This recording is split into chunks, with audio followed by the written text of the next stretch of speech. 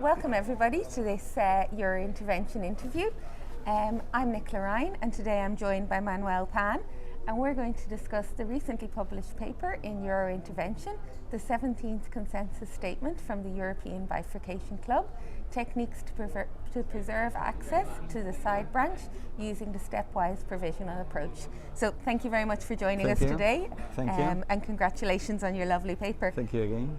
So one of the first things that everybody always asks, what side branches do we need to preserve? Do we need to preserve every side branch, or are there particular side branches? Not only, we have to preserve only relevant side branch.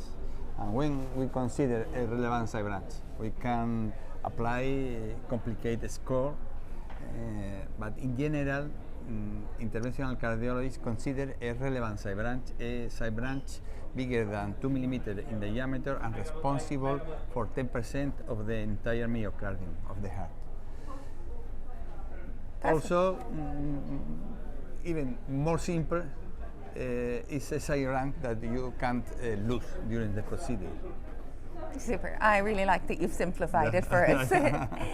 So we've decided our side branch is important, and we don't want to lose it. Some side branches, we're very confident we won't lose them. Are there some predictors of side branches that we might lose? No, we have some predictors from several techniques, from angiography, from IBUS, from OCT. But in general, angiography is the always used, and we have some possibilities like very severe lesion at the side branch, reduced TIMI flow, and if you want to be precise, you can apply again a score. The resolve score is a very complete score, but require quantitative angiographic parameters. A more simplified score is the visual resolve score that only considers 4 possibilities, and in general is easy to identify side branch at risk of occlusion after main vessel stent implantation. Super. So now we've decided our side branch is important. We decided we want to preserve it. It's not a simple side branch.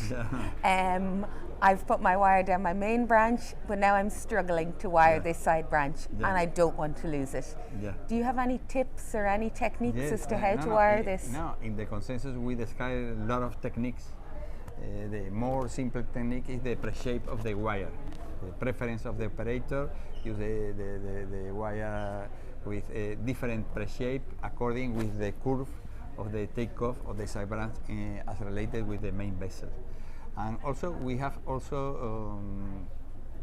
interesting strategies like the use of microcatheter, angulated microcatheter, defectable tip microcatheters, double lumen microcatheters. So we have a lot of interesting material to access to the side branch. Yeah, and I really enjoyed your central figure. You gave us a lot of tips and a lot of tricks. And then in the text, you've walked us through nicely, step by step by step, what we can do. Now, unfortunately, I've lost the side branch. What am I going to do next? Again, you have to start with the more simple approach. That again is the pre-shape of the side branch according with the size of the main vessel, according with the angulation. And also the use of a microcatheter, the angulated and the defectable tip microcatheter are useful strategies. In this case, the double lumen microcatheter is not so useful as in the baseline condition.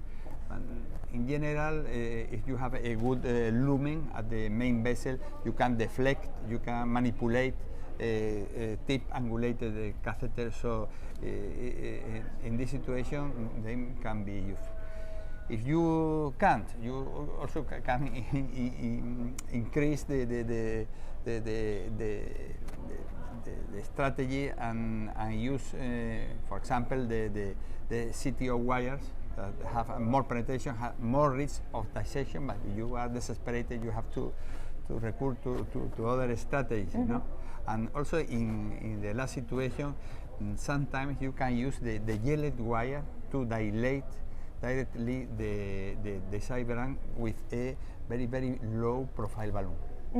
I really liked your figure on that. You've shown us step by step. Yeah. We're at the end of our algorithm, and now we need to go down the side branch. We know we're going between the stent and the wall. We don't like doing it, but you've nicely shown us how to do that.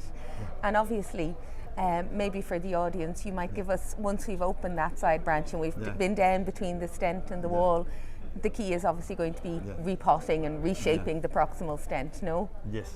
Yeah. Brilliant. So congratulations once again. It was a fantastic statement. Anybody who hasn't had the opportunity to download the paper, I really encourage you to download it.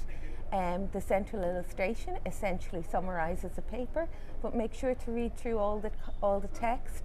The group has really given a very practical step-by-step approach to bifurcation, and the final figure, they've given us some lovely angiographic examples.